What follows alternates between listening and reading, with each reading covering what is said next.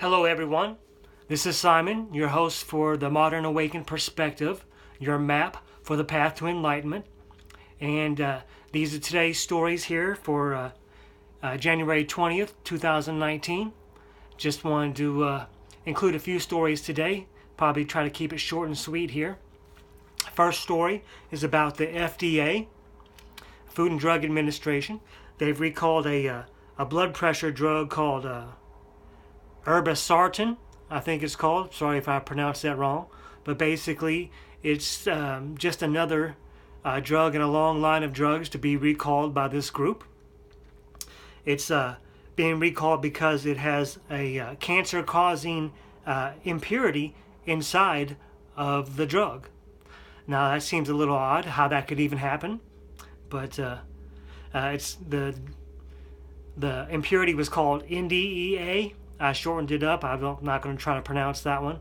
But somehow it got in there. The problem is said to stem from the factories that make this drug, and that's in China and India. And one of my thoughts is, why are drugs here for America that are being approved or disallowed by the FDA being made in China and India? That's just part of the overall agenda there to keep manufacturing away from our country and to make our country weak, or to keep it away from inspectors so they can slide some of these cancer-causing agents inside, perhaps. It's tough to say for sure, but it definitely makes me a little skeptical about what's going on with that. And again, this isn't the first drug of this type to be having a recall. So again, there's a trend here of them not being able to take care of what they're supposed to be doing there at the FDA. So why is this allowed to continue even? Why do we even need them there if their oversight is so inefficient, you could say? At the best case scenario, it's inefficient. So who's over here overlooking the process of how these drugs are made and how this even gets in there? Shouldn't that be part of the FDA's responsibilities? I would say so. So with so many errors and so many recalls, my perspective would be that the FDA probably needs to be shut down with the rest of the government. All right, let's move on to the next story here. This one is about the Women's March that was just going on. And supposedly this year's march has much less attendees than normal. And, you got to wonder why that is. Are more women waking up to the fact that this march is no more than some sort of agenda-pushing propaganda? Or is there something deeper going on there? Who knows?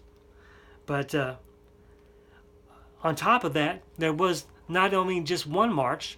They had split into 3 different marches or something like that in 3 different cities because they couldn't even get along with themselves and be unified to try to push their message, those that still believe in that message. So part of that is because one of the founders of the original march had come under fire for disparaging remarks she was making and basically was showing no respect to another group of people when they were demanding respect for themselves, which, it's understandable, but you can't have it both ways. If you want respect, you have to give respect. That's just, my philosophy anyway. So if you're not willing to do that, you shouldn't be expecting much in return.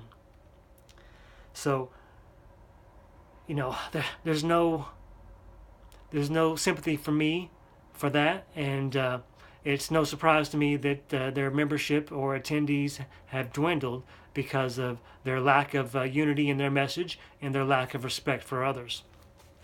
Now, this last story I wanted to speak about today is important to me because I'm in Kentucky, and this happened in my hometown.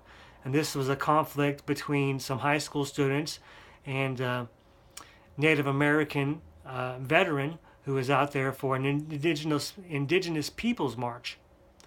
This is important, like I said, because not only is it my hometown, but I believe both sides were wrong in what they were out there protesting for or demonstrating about. First of all, you have the high school students, and they're out there.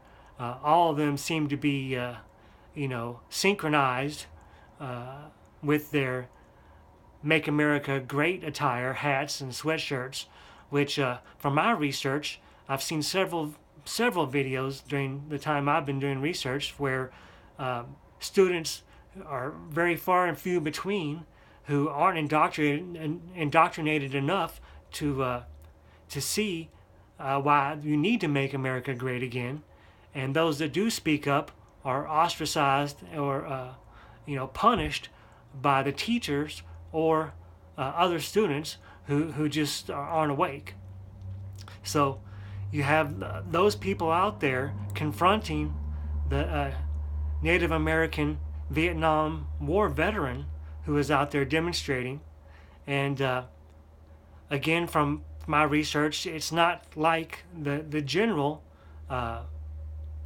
public who are for the Make America Great philosophy to be out there being so confrontational and rude and almost daring violence to happen. And so that makes me suspicious that these kids didn't come up with this on their own. I don't want to disparage these teenagers who are out there willing to speak their voice, but I think there's something deeper going on with that. And then you have the Native American Vietnam War veteran who is out there saying we don't need a wall, and that in the good old days the community took care of its own and there was no need for anything like that. Well, in my opinion, he's a little naive or idealistic because he may not be aware or understand that there's a lot more going on and deeper agendas being pushed. It would be great that if we didn't have to have a wall, but that's not the reality of the situation. There's dangerous criminals and drugs and other things, human traffickers, all just like so many things that would be helped by having the wall there and having a strong military at checkpoints. So again, both these people's perspectives are incorrect, or not incorrect, but just underinformed, you might say. That in an ideal situation, we wouldn't need a wall, but we definitely do from what all I've seen and heard. And so in this case, both sides need to step back and look at the situation a little deeper and see that there need to be some better communication going on so we can come to an understanding and prevent these sort of conflicts that tend to lead to violence and never make any positive progress. So again, I want to address this because this is happening in my own state of Kentucky, so I thought that was definitely something I had to put in today's video. So this is the end of the video for today as far as the messages that I have. I'm sure I'll have another video tomorrow for everyone. If you like this type of content and this type of perspective, please subscribe. Please give it a thumbs up and comment down below if you like or dislike. I'd like to have a discussion either way. So again, I thank you for your time. I'll see you on the next one. Y'all have a great day. Bye-bye.